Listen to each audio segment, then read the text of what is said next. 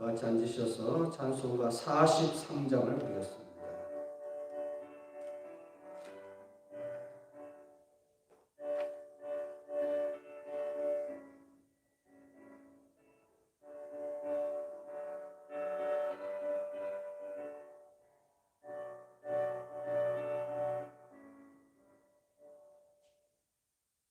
속으로 보답할 수 없는 큰 사랑, 그님의 영광 할렐루야.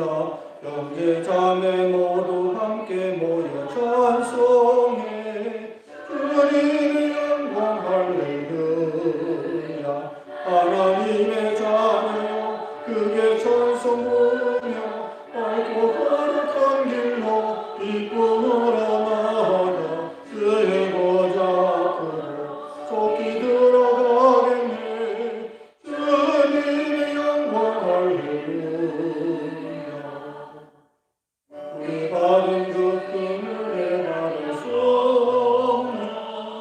주님의 영광 할렐루야. 기쁜 찬송 부르면서 천국 가겠네. 주님의 영광 할렐루야. 하나님의 자녀여 그의 찬송 부르며 밝고 거룩한 길로 기쁨으로 나아가 그의 보좌 앞으로 속히 들어가겠네. 주님의 영광 할렐루야.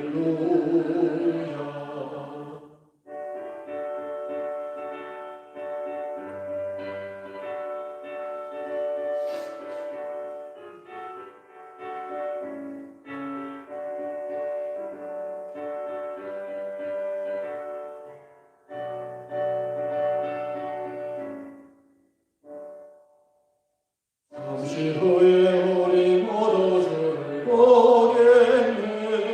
주님의 영광 할렐루야. 영화로운 보좌 앞에 영원하신 주. 주님의 영광 할렐루야. 하나님의 자녀여 그의 찬송 부르며 밝고 거룩한 길로 기쁨으로 나아가 그의 보좌 앞으로 속히 들어가겠네. 주님의 영광 할렐루야. 만국 백성 천국에서 소리 높여서 주님의 영광 할렐루야. 영원토록 주의 공로 찬양하겠네. 주님의 영광 할렐루야. 하나님의 자녀여 그의 찬송 부르며 밝고 거룩한 길로 기쁨으로 나아가 그의 보좌 앞으로 속히 들어가겠네. 주님의 영광 할렐루야.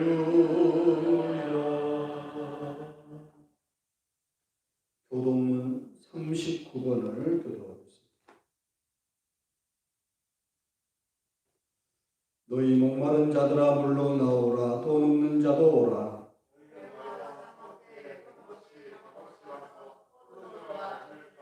너희가 어찌하여 양식 아닌 것을 위하여 은을 달아주며 나를 청종하라. 그리하면 너희가 좋은 것을 먹을 것이며 너희는 귀를 기울이고 내게 나와 들으라. 내가 너에게 영원한 언약을 세우리니 너희는 여호와를 만날 만할 때에 찾으라.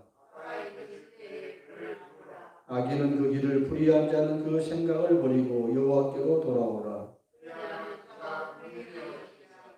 우리 하나님께로 나오라. 그가 너를 용서하시리라. 아멘. 사도신경으로 우리의 신앙을 고백하겠습니다.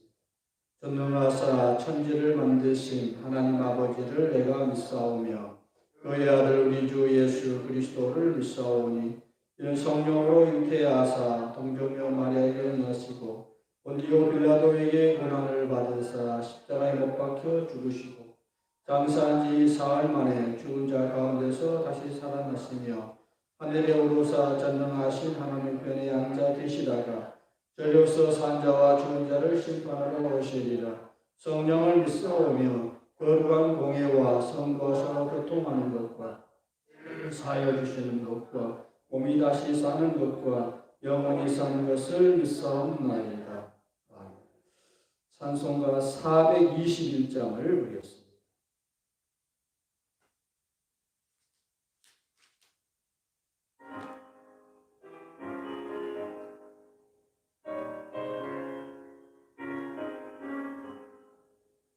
나는 갈 길 모르니 인도하소서. 어디 가야 좋을지 나를 인도하소서.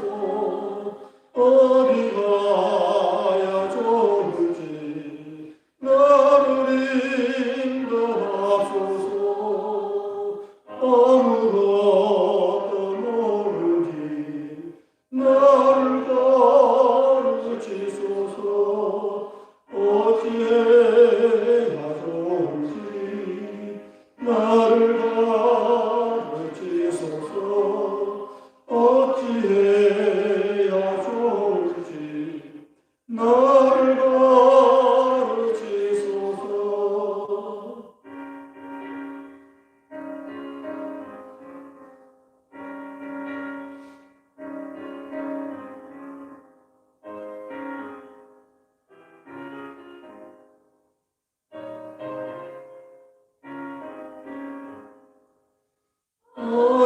어디같이 모르니 나를 도와주소서. 인도하고 약하니 나를 도와주소서. 인도하고 약하니 나를 도와주소서. 많이 심히 슬프니 나를 위로하소서.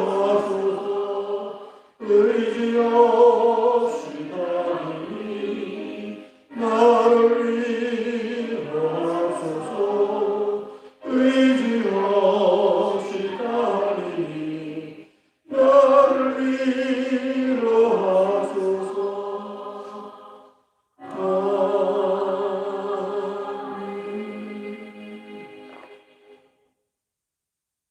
하나님의 말씀은 고린도전서 15장 1절에서 11절까지 말씀입니다. 281페이지입니다. 한 절씩 교독하겠습니다. 형제들아, 내가 너에게 전한 복음을 너희로 알게 하노니 이는 너희가 받은 것이요 또 그 가운데 선 것이라.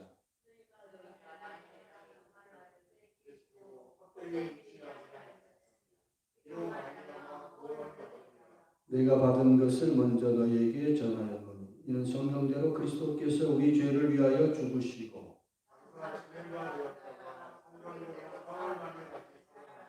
제바에게 보이시고 후에 12 제자에게와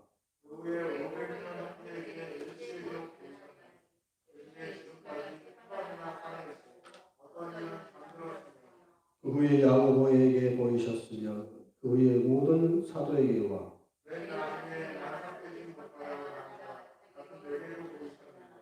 나는 사도 중에 지극히 작은 자라. 내가 하나님의 교회를 핍박하였으므로 사도라 칭함을 받기에 감당치 못할 자로라.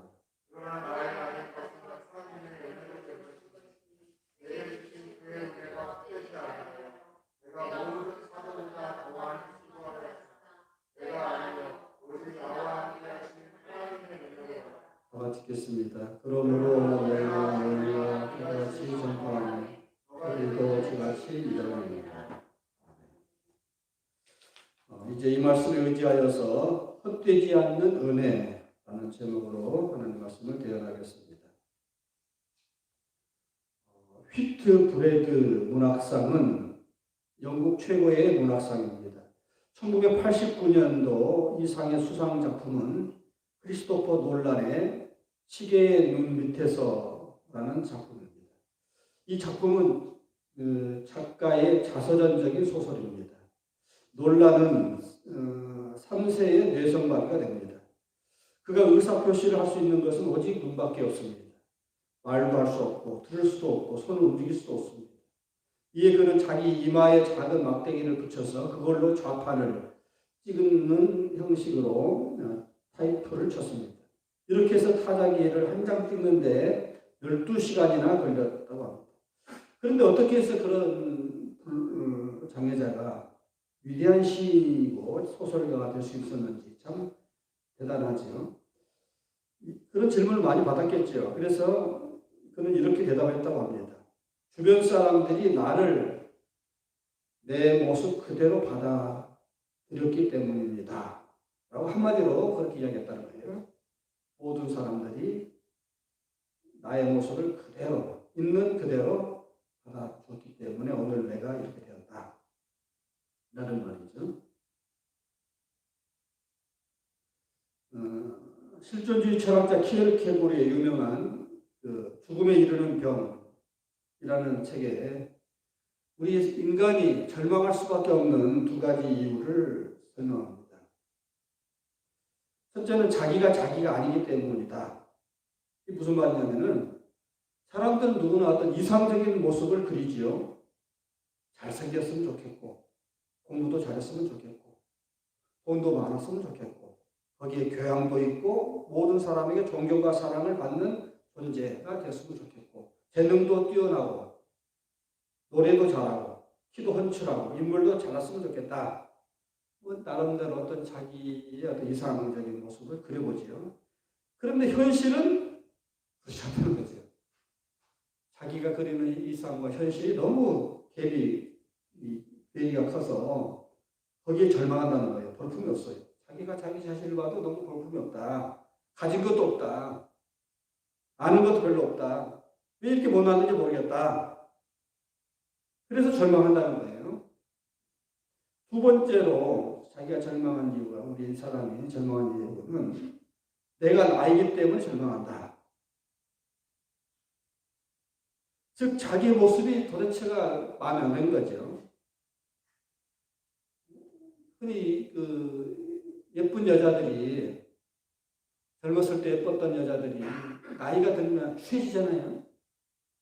그래서 거울을 보기 싫다는 거예요. 거울을. 그 아리따웠던 시절을 이 어디가 지나고 이 흉측한 얼굴 이게 나야? 이런 거예요. 제가 언젠가 엘리자베스 텔러의 그 현재 모습을 본 그 인터넷에 그래서 봤는데, 그 정말 우리가 그 영화상에서 봤던 그 예쁜 얼굴이 흉측하더라고요, 보니까. 그런 거예요. 그런 모습. 내 모습이 마음에 안 든다는 거죠. 내 성격도 마음에 안 들고, 가정 형편도 마음에 안 들고. 그래서 절망한다는 거예요. 있는 현실 그대로를 받아들이지 못하기 때문에 그렇다는 거죠, 다. 그래서 많은 영성학자들이, 요새 제가 영성이라는 책을 많이 보는데, 그 공통점이 뭐냐면 사람이 평안하려면 다른 거 없다.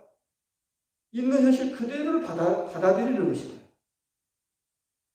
자기 현재 모습, 그것을 너무 불만스럽게 생각하지 말고 그냥 그대로 받아들인다는 거예요.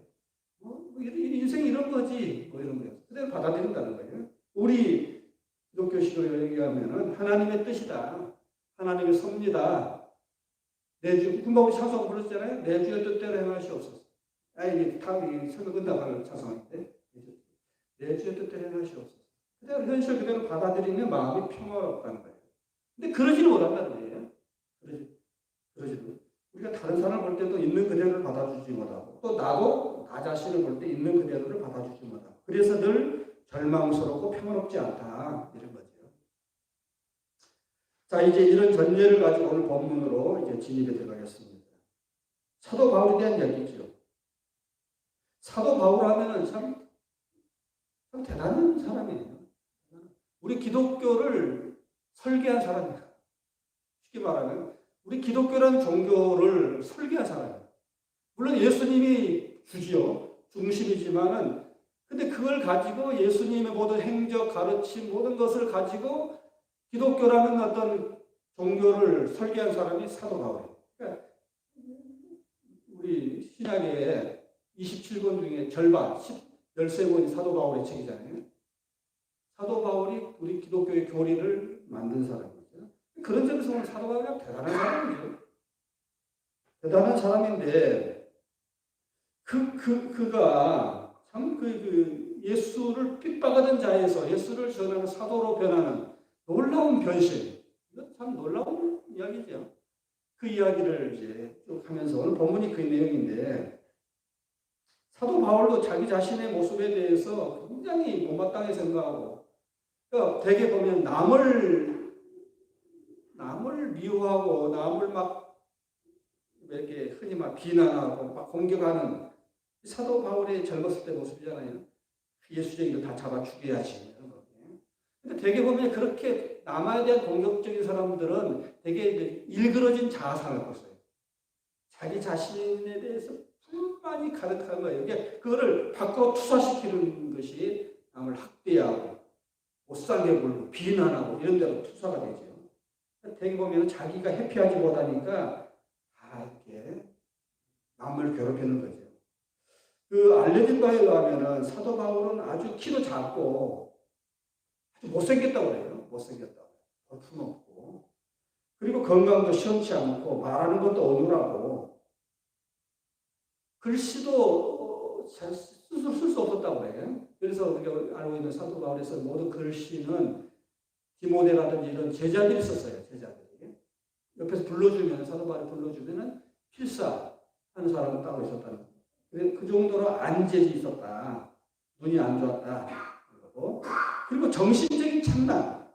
근데 이제 그 천재병이라고 하는 간질은 원래 천재병이니까 머리가 회전이 너무 빠르니까 흔히 천재들은 머리가 좋잖아요. 머리가 좋은 사람들 특징을 보면은 이 신경회로가 너무 발달되어 있어요. 그러다 보니까 과부하가 일어나면은 간질병이 있어요. 흔히 막 지랄이라고 하잖아요. 주가 지랄병이라고 하잖아요.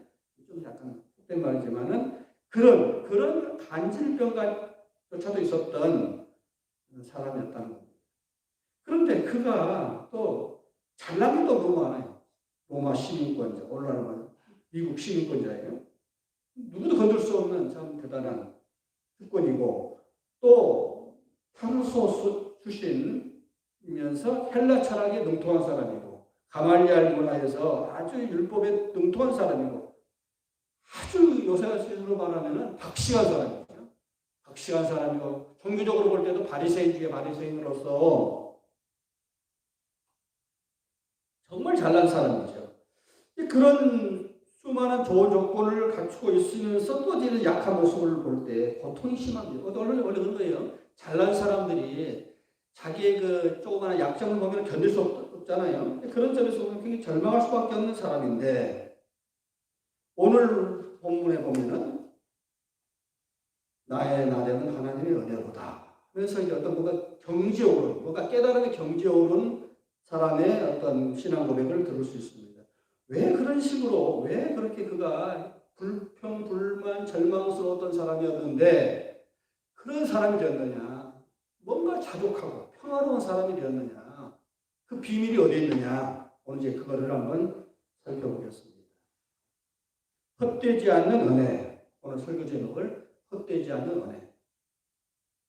하나님의 은혜다. 나의 나대는 하나님의 은혜다. 이 한마디로 이제 그렇게 정의했어요.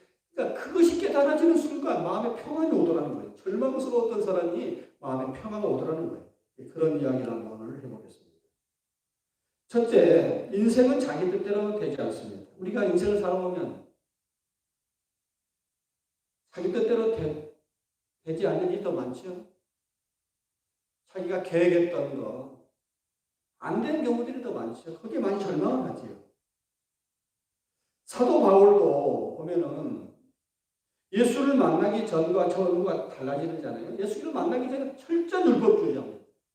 율법주의는 뭐냐면은 하나님이 이렇게 해 하라면 그렇게 함으로써 뭔가를 이렇게 나타나는 결과를, 그러니까 하나님이 하라는 것을 철저히 지켜내므로 뭔가 완벽한 인간이 되려고 하는. 그게 좀 좋은 거죠. 좋은 거예요. 율법이라는 것은. 그런데 그게 안 되더라는 거 아닙니까? 하나님 하라는 대로 인간의 의지는 안 되더라는 거죠. 그래서 이제 예수님이 십자가를 지면서 그 율법의 문제를 해결하신 것이 복음이잖아요. 그런데 율법주의자들이 볼 때는 복음주의자들을 보면 너무도 이건 정말 분노를 일으켜요. 왜냐하면은 무식한 놈들 율법도 모르는 것들이 예수 믿으면 다 율법을 다 이룬 것이요 하나님의 은혜로 구원받는다고 하니까 자기가 지금까지 쌓아놓은 모든 공동탑이 하나하나씩 무너져 버린 거 아니에요? 나처럼 율법을 잘 알고 그 율법을 공부하기 위해서 얼마나 노력했는데 그리고 그 율법을 지키려 얼마나 노력했는데 저놈들 율법도 모르는 것들이 율법도 행하지도 않는 것들이 벌써 다 율법에 하나님에게 합격받았어? 예수를 믿는다는 이유 하나 때문에? 저게 뭐야? 분노가 일어나는 거죠. 그래서 그 예수쟁이들을 다 잡아 죽여야겠다. 저 이단자들을. 그러면서 다메섹으로 가잖아요. 다마스커스. 지금의 다마스커스. 다메섹으로 가던 길에 부활하신 주님을 만나. 이게 이제 사도 바울에게 있어서는 엄청난 사건이에요. 엄청난 사건. 코페르니쿠스적인 전환이라고 얘기했잖아요. 인생의 전환. 여러분도 다 인생의 전환이 있었어요. 그게 뭐냐 하니까 예수를 만난 그 시점. 저도 그래요. 저도 가만히 보면은 예수를 만난 전과 후가 전혀 달라진 것 같아요. 내 삶 전체가. 아예 목사가 되잖아요. 아예. 그런 것처럼 하나의 어떤 예수를 만난 이 사건이 삶의 어떤 큰 분수령이 되는 거지요. 그래서 이제 부활하신 주님을 만나고 나서 생각이 바뀐 거예요. 생각이 바뀌는 게 중요한 거예요. 세상을 바라보는 관점이 바뀌어요. 생각이 바뀌고 가치관이 바뀌고 모든 것이 달라지는 겁니다. 그러면서 거듭난 거죠. 흔히 말하는 본오게 다시 태어난 거예요. 옛날 나는 죽어지고 예수를 만난 후로 다시 태어난 거죠. 그러면서 이제는 예수를 믿어야 구원받는다고 전하는 사도가 됐다. 이게 참 어떻게 보면 굉장한 사건이죠. 예수 믿으면 다 죽여야겠다 하던 사람이 예수를 믿어야 살 길이야 라고 하는 사람으로 변했다. 그래서 디모데후서 4장 7절 8절에 보면 내가 선한 싸움을 다 싸우고 나의 달려갈 길을 마치고 믿음을 지켰으니 이제 후로는 나를 위하여 의의 면류관이 예비되었으므로 주 곧 의로운 재판장이 그날에 내게 주신 것이니 내게만 아니요 주의 나타나심을 사모하는 모든 자이니라 라고 표현했어요. 자기의 뜻이 꺾인 바울. 자기 뜻이 꺾인 거잖아요, 지금. 아니, 바뀐 거지요. 날개가 꺾인 새처럼 그렇게 저주스러운 삶을 사는 게 아니고 오히려 당당하게 살게 되었다. 참으로 그리스도라는 고상한 것을 얻고 나니까 지금까지 자기가 자랑스럽게 여겼던 모든 것들, 잘났다고 생각한 것들이 분토처럼 보이는 순간이 온 거지요. 제가 늘 설교 시간에 강조하는 속도보다 중요한 것은 방향이다. 이게 간디가 했던 말이더라고요. 간디가 했던 말인데 이 말을 잘 생각하면 정말 대단한 말이에요. 빨리 달린다고만 중요한 게 아니다. 방향이 중요하다. 방향. 이 말이 사도 바울에게서도 적용돼요. 그러니까 사도 바울이 나름대로 신화 열정, 어떤 하나님에 대한 열정을 가지고 예수쟁이들을 핍박했어요.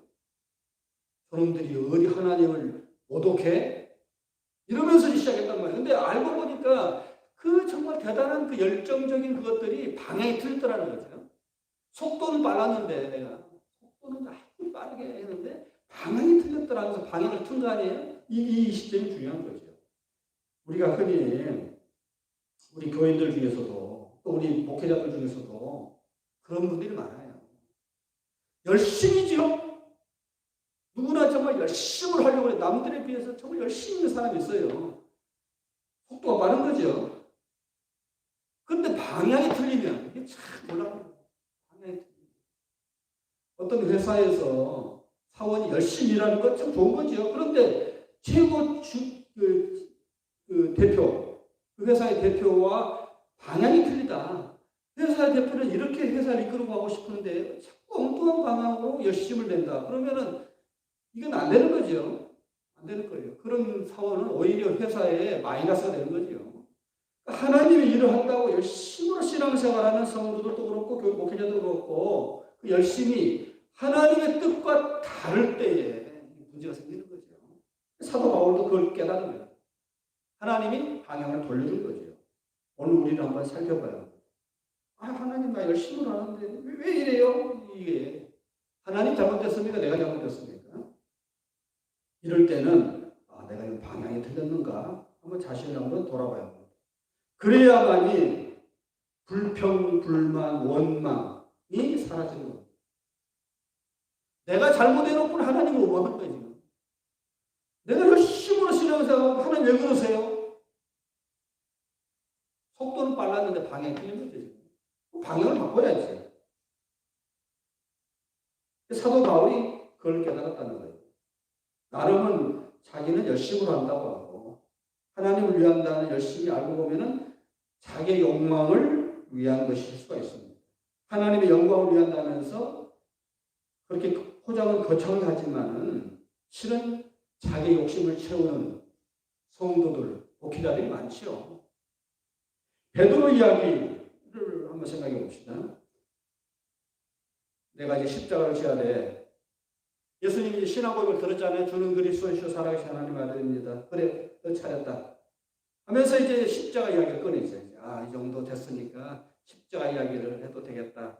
어느 정도 제자들의 수준이 이제 어느 정도 왔으니까 이제는 내가 내 진짜 본심을 이야기하겠다 하는 시점이 왔을 때에 십자가 이야기를 꺼내죠. 내가 예루살렘에 가서 십자가를 져야 돼. 그럴 때 베드로가 무슨 소리입니까? 청천벽력 같은 이야기죠. 죽겠다는데 베드로는 지금 생각이 아주 많죠. 예수님이 예루살렘 들어가 왕이 되면 자기가 이렇게 대단하게 지금 플랜이 많은데 죽겠다고 하니까 언어도 다니 말도 안 되는 이야기를 하고 있는 거죠. 그랬을 때 예수님이 사탄은 물러가라 했단 말이에요. 이게 참 예수님도 어떻게 참 매정하게 그런 이야기를 할 수 있을까 하는데 정신 차려라는 어떤 아주 충격이 고백했죠. 사탄이라고 그래요. 사탄. 그리고 하는 말이 네가 하나님의 일을 생각하지 않고 네 생각만 하고 있다. 인간의 생각만 하고 있다. 지금 방향이 틀린 거예요. 속도는 열정은 있는데 방향이 틀린 거죠. 우리의 모습을 우리가 한번 생각해 봅니다. 지금은 깨달을 수 없으나 나중에는 깨달을 것이다. 난 그거보다 나중에 보니까 그게 성령 감명입니다. 성령이 와서 깨닫게 하면은 그때는 우리 참 철없어서 내가 그랬는데 그게 하나님의 뜻은 아니었구나. 우리도 그렇죠. 수없는 시행착오를 겪으면서 나중에 이제 자신의 과거를 복귀하기, 방역 주고 나서 복귀하듯이 복귀해 보면은 그 대목에서 내가 참 하나님한테 절망도 했고 원망도 했지만은 그래서 이해가 안 됐지만 지금 생각해 보니 하나님이 오르셨다. 하나님이 오르셨구나. 깨닫게 됐죠, 나중에. 빨리 깨달으면은 참 시행착오도 많이 겪지 않았을 텐데 우리가 너무 그렇게 너무 고집스럽잖아요. 고집스럽죠.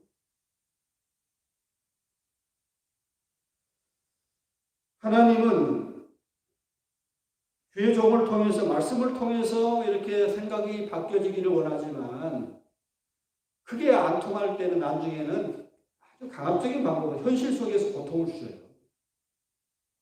사업의 실패일 수도 있고 질병일 수도 있고 아무튼 극단적인 방법으로 하나님이 방향을 틀게 하십니다.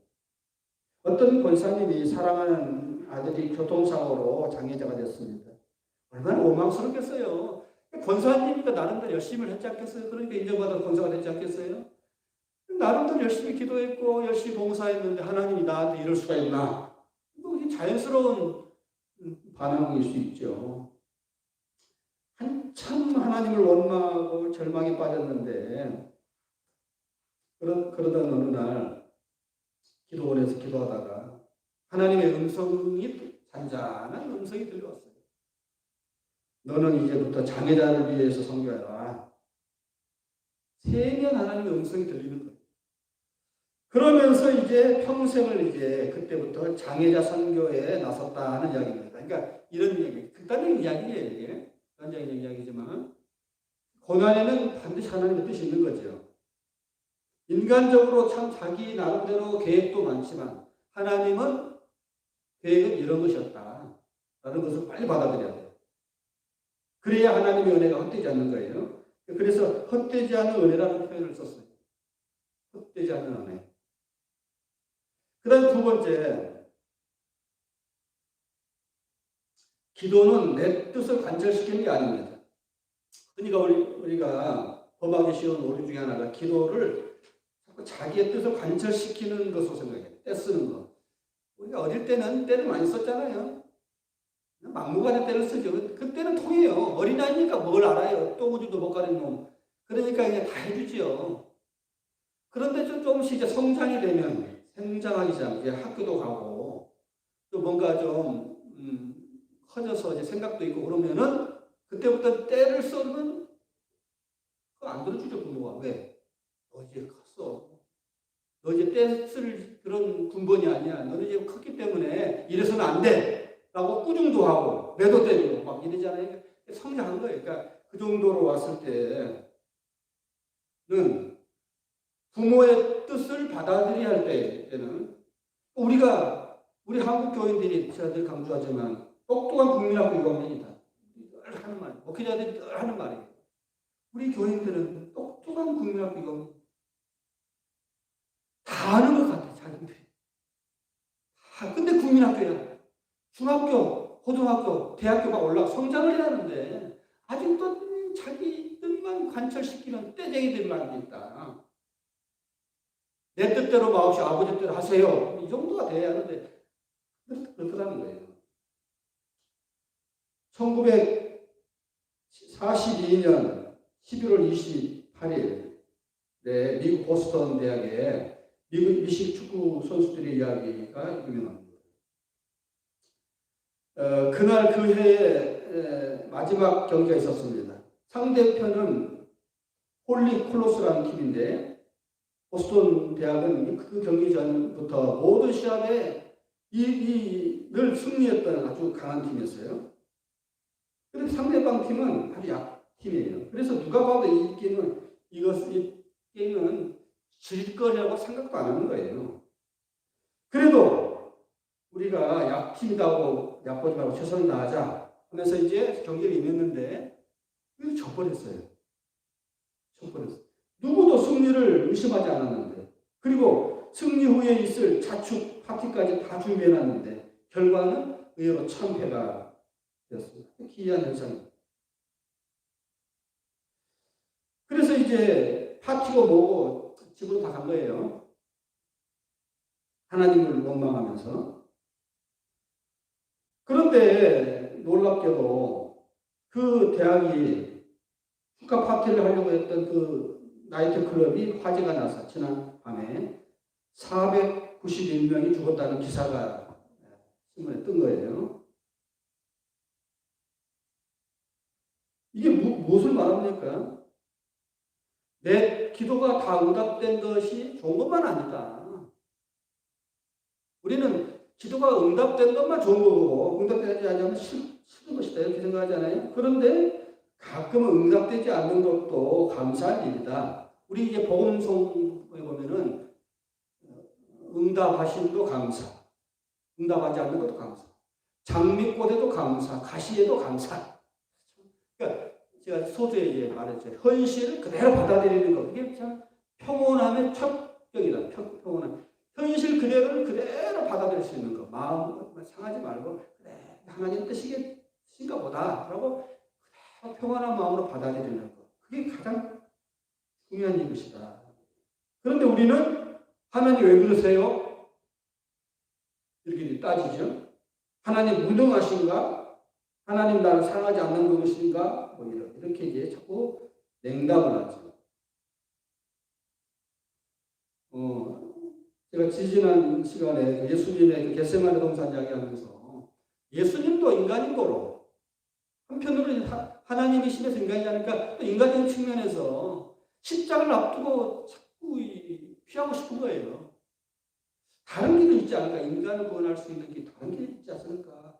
왜 이렇게 처참한 이 정말 부끄러운 십자가를 지어야만이 되는가? 그래서 겟세마네 동산에서 마지막 십자가를 앞두고 기도하는 거잖아요. 그러니까 사실은 본심은 하시는 거예요. 십자가가. 그런데 마지막 부분에서 하나님의 뜻을 받아들이죠. 내 뜻대로 마옵시고, 내 뜻대로 마옵시고. 우리가 해야 할 마음 자세가 바로 내 뜻대로 마옵시고, 내 고집, 내 것을 관철시키려고 하는 그것이 너무 강하기에 그것이 안 됐을 때의 절망, 하나님에 대한 원망, 냉담으로 가잖아요. 그러니까 하나님이 하시면 아멘. 현실을 그대로 받아들이는 그것이 평온의 가장 중요한 첩경이다. 그런 겁니다. 사도 바울의 경우를 한번 들어볼까요? 사도 바울이 쓴 서신에 보면은 육체 가시라는 대목이 나와요. 그러니까 사도 바울도 인간인 거로 그 잘난 모습도 많지만은 약점, 위크 포인트가 있어요. 그걸 육체 가시라고 표현했는데 그 육체 가시를 빼달라고 엄청 괴로워하면서 하나님 앞에 기도했는데 의외로 하나님이 너는 그게 있어야 돼.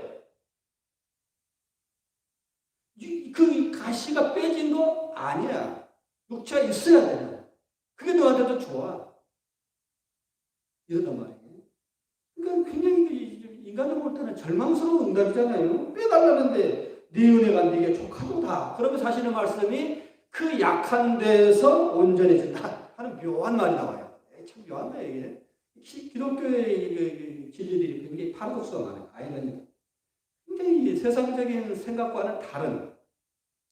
그게 축복이야. 그 아픔이 너에게 축복이야, 너. 그런 거예요. 우리는 빼달라고 하는데, 그게 너한테는 은혜야, 은혜. 약한 데서 내 능력이 나옵니다. 온전해진다. 역설을 이야기합니다. 이너프라고, 영어서는 이너프. 충분하다. 네 고통 빼는 거 아니야. 그것이 너한테는 충분해. 충분한 거야. 인간적으로는 가시요 고통이지만 영적으로 볼 때는 그게 은혜라는 은혜. enough grace. 충분한 은혜다. 족한 은혜다. 너 그게 있어야 돼. 그래야 교만하지 않고 겸손하게들 하나님만 바라봐. 그런 거예요. 그 일본의 우찌무라 간조라는 분이 있어요. 참 일본은 1%도 안 돼요. 신자들이. 그런데 참 보면은 가끔 영성가들이 있어요. 참 우찌무라 간조도 굉장히 초창기 우리 그 신학자들에게 또 목회자들에게 굉장히 많은 영향을 끼쳤던 사람 중에 하나인데 기교신지라든지 이런 아주 유명한 사람들이 큰 영향을 줬어요. 근데 그분이 우찌무라 간조 하는 말이 만일 하나님이 내가 멋대로 했던 기도를 다 들으셨다 한다면 큰일 날 뻔했다. 큰일 날 뻔했다. 가만히 보니까 욕심으로 정력으로 드렸던 기도였는데 만약 하나님이 그걸 다 응답해 주셨다면 나는 한없이 교만했을 것이다. 한없이 오만불순한 자가 됐을 것이다. 정말 차마 눈뜨고 볼 수 없는 역겨운 자가 됐을 것이다. 이런 영성가들의 말을 한마디 한마디가 굉장히 중요한 말이에요. 육체 가시라는 말이잖아요. 내가 이것만 좀 빼줬으면 좋겠다는 그것이 은혜더라. 참 묘한 말이에요. 은혜더라. 그래서 하나님이 응답하지 않았다. 그런 거죠. 세 번째, 하나님의 뜻은 내 뜻과는 다르다. 내 생각과는 다르다. 많은 성도들이 하나님을 한다면서 자기 방식으로 하려고 해요. 하나님의 방식으로 하나님의 일을 해야 하는데 하나님의 방식이 아닌 자기 방식으로 하나님을 하려고 합니다. 봉사도 자기 방식, 자기 생각대로, 자기 열심으로. 우리 한국 교회들처럼 열심히 있는 사람들이 없죠. 정말 세계에서 이렇게 예수 잘 믿는 나라가 없어요. 근데 꼭 속도만 빨라. 열정이 있는데 방향이 틀린 열정이 많아요. 목회자들이 제일 힘든 것 중에 하나가 방향이 틀린 속도 있는 자들이에요. 참 이런 말 하면 참 시험될 수도 있겠지만 교인들이 분명히 저분은 열심히 해. 근데 목회자 볼 때 방향이 틀렸어. 근데 참 난감해요. 참 난감해요. 그리고 그 열심이 또 하나의 계급이 되고 권세가 되고 교회를 막 좌지우지하려고 하는 어떤 내가 이만큼 했기 때문에 난 교회에서 내가 이만큼 영향력 끼쳐야 돼 라고 자아가 막 시퍼렇게 살아서 이게 참 힘든단 말이에요. 하나님 볼 때도 그럴 거예요. 하나님 볼 때도 하나님의 일을 하나님의 방식으로 해야 하는. 그래서 이제 우리가 그 모세오경에 특히 이제 레위기에 보면은 제사법에 대해서 아주 자세히 나와요. 뭐 각을 뜨고 어쩌고 뭐 어떻게 잘라내고 뭐 찢고 뭐 이런 것 하나하나가 잘 나와요. 그 말은 무슨 말이냐면은 제사를 드릴 때도 하나님의 방식대로 해야지 네 멋대로 만든다는 게 다 방식이 하나님의 뜻이 있는 거예요. 이렇게. 그런데 막 열심만 있다고 되는 게 아니라는 거예요. 그러니까 하나님의 방식으로 해야 한다. 불을 할 때도 제사 불을 넣잖아요. 다른 불을 쓰면 안 돼요. 하나님이 정하신 법, 정하신 거. 그래서 나답과 아비후라는 사람이 아론의 두 아들인데 다른 불을 사용해서 그냥 죽임을 당하잖아요. 또 법궤를 옮길 때도 하나님 법궤를 앞에서 두 사람, 뒤에서 두 사람이 정중하게 모시고 가야 하는데 달구지에다가 그냥 쉬고 가다가 우스사가 앉아서 죽었잖아요. 그러니까 이게 하나님의 경고예요. 니네가 네 생각대로 열심히 하면 안 돼. 내가 말하는 대로 해야지. 이거예요. 이게 굉장히 중요한 말들이에요. 그래서 우리가 나는 나름대로 열심히 했는데 하나님 왜 우스사를 죽여? 하는 것처럼 나는 열심히 했는데 왜 하나님 나한테 이러셔? 할 때에 내가 좀 방향이 틀렸구나. 이것을 알아야 돼. 그래서 누가복음 9장에 보면 예수님께서 사마리아를 지나가실 때에 사마리아 사람 예수님을 그 앞을 막 가로막았어요. 그러니까 그 사마리아 사람과 정도 유대인들이 굉장히 우리도 지역 감정이 있잖아요. 한참 심할 때는 전라도 사람이 경상도 가면 공변당하고 경상도 사람이 전라도 가면 공변당하고 그랬어요. 한참 막 지역 감정이 심할 때는. 근데 유대인과 사마리아 사람들은 그것보다 더 심해요. 더 심해요. 통과를 안 시키는 거예요. 예수님은 나름대로 사마리아 사람을 불쌍히 여기고 그래서 그들에게 뭔가 좀 영적인 가르침도 주고 싶고 해서 갔는데 이렇게 방해를 하니까 얼마나 황당해요. 그래서 제자들이 화가 났겠지요. 이놈들 저들을 위해서 예수님이 후퇴 많은 길 중에 그 사마리아 지역을 지나갔는데 이럴 수가 있나? 그래서 하늘에서 불을 내려서 살라버립시다. 우리가 흔히 할 수 있는 생각이죠. 참 좋은 선한 의도로 접근했는데 공격을 당한 거잖아요. 지금. 그런 것에 대해서 그냥 우리는 즉각적인 반응이 그렇게 나갈 수밖에 없죠. 근데 예수님은 그걸 책망하시고 다른 길로 돌아가셨다. 이 모든 것이 무엇을 의미합니까? 하나님의 일은 하나님의 방식이 있다. 우리 육적인 사람과 하나님의 뜻은 너무도 다르다. 그런데 우리는 육적인 생각과 하나님의 뜻이 충돌할 때에 낙심하고 절망하고 회의한다. 망망대해 어두운 바다에 등대불 하나가 있었어요. 그런데 이제 큰 배가 지나가면서 어두우니까 등대인 건지 모르지. 나는 배인 줄 알고 야, 비켜! 이 배는 대형 계곡의 군함이야. 소리를 질렀어요. 그랬더니 나는 등대인데 등대지기가 나는 등대를 지키는 사람인데 그럼 누가 비켜야 돼요? 누가 비켜야 돼? 배가 비켜야지. 등대 보고 비키라고 하면 돼요? 근데 우리가 늘 그래요. 우리는 자기가 막 대단한 줄 알아요. 나 대형 제국의 군함이야 하는 것처럼 자기가 대단하게 생각해. 너 비켜 그런 거잖아요. 계란은 관식이죠.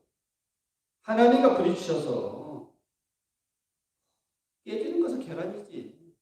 그러니까 방법은 내가 방향을 틀 수밖에 없어요. 그런데 방향은 내가 안 틀고는 늘 하나님 앞에 원망한다는 거예요.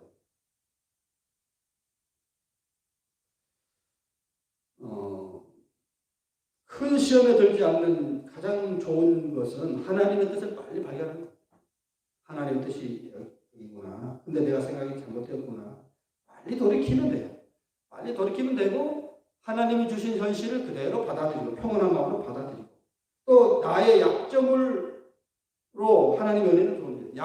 야곱이 야복강에서 씨름하다가 환도뼈가 부러졌잖아요. 그런데 놀랍게도 그 부러진 환도뼈로 하나님의 은혜가 들어와요. 세계 참 묘한 말인데. 하나님 우리를 환도뼈를 치시지만 그 환도뼈로 하나님 은혜가 들어와요. 하나님 우리를 흔들지만 그것을 통해서 은혜를 주십니다. 꿀벌이 예쁜 꽃을 유린하는 순간에 꽃가루가 수분됩니다. 참 묘한 말이죠. 꽃이 볼 때는 참 벌이 와서 막 난장파를 만드는 거잖아요. 싫어요. 고통스럽죠. 그런데 그걸 통해서 수분이 되고 열매가 맺어요. 이 자연의 섭리죠. 자연의 섭리. 그래서 사도 바울이 이 말하는 거죠. 모든 것이 합력하여서를 이룬다. 하나님은 악조차도 선용하사 당신의 뜻을 이루신다. 벼랑 끝에서 우리는 그 생각을 해야 돼요. 오늘 우리가 이러한 하나님의 뜻을 발견하고 평온한 마음으로 늘 현실을 받아내는 여러분들이 되기를 바랍니다. 기도하겠습니다. 사랑의 아버지, 가끔은 우리가 하나님 이해가 안 될 때가 많습니다. 내 기도를 하나님 왜 안 들어주시고 왜 이런 현실로 나를 몰아가시는가 하나님이 이해가 안 될 때가 있습니다. 그러나 시간이 지나고 성령께서 우리를 깨닫게 하실 때에 그것이 하나님의 최선의 방법인 것을 알게 되었습니다. 하나님, 우리가 이제는 내 뜻대로 마옵시고 아버지 뜻대로 하옵시고 하는 겟세마네 동산 예수님의 기도대로 이제는 내 뜻을 내려놓고 주님의 뜻을 받아들임으로 평온한 삶을 살 수 있도록 은혜를 베풀어 주시옵소서. 우리 주 예수 그리스도 이름으로 기도드립니다. 찬송가 431장 부르시면서 준비하시면 되겠습니다.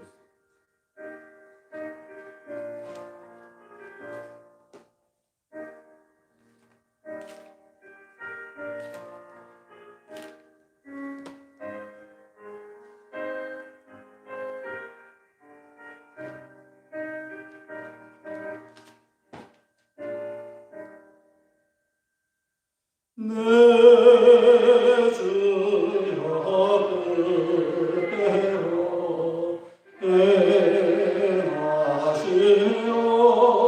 행하시옵소서. 영광과 영혼을 다 주께 드리리. 이 세상으로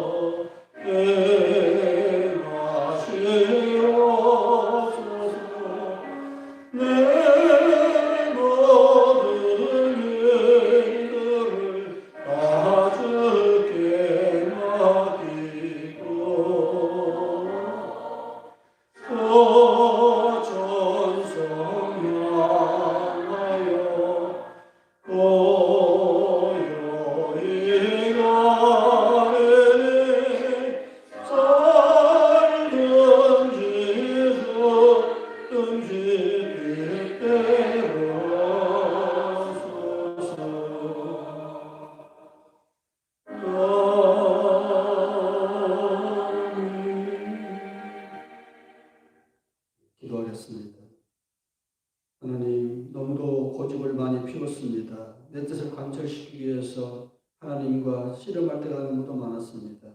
이제 말씀을 통해서 내 생각을 바꾸기를 원합니다. 이제 방향이 틀린 것을 알았사오니 이제는 속도보다 중요한 것이 방향인 것을 깨닫고 하나님의 뜻에 내 모든 삶을 맞추게 하여 주시옵소서. 하나님께 베푸신 그 귀한 은혜를 생각하고 우리의 정성을 바쳐드립니다. 소득의 11조와 감사원금과 주일원금을 정성하게 바치오니 바치는 손길마다 영권에 풍성함으로 채워주시옵소서. 이제는 교회 머리가 되신 우리 주 예수 그리스도의 무한하신 은혜와 아버지 하나님의 극진하신 사랑과 성령의 감동과 충만하신 역사가 온전히 주의 뜻에 합당한 삶을 살기를 원하는 사람 모든 교우들 머리 위에 이제와 영원토록 함께 하시기를 간절히 축원하옵나이다.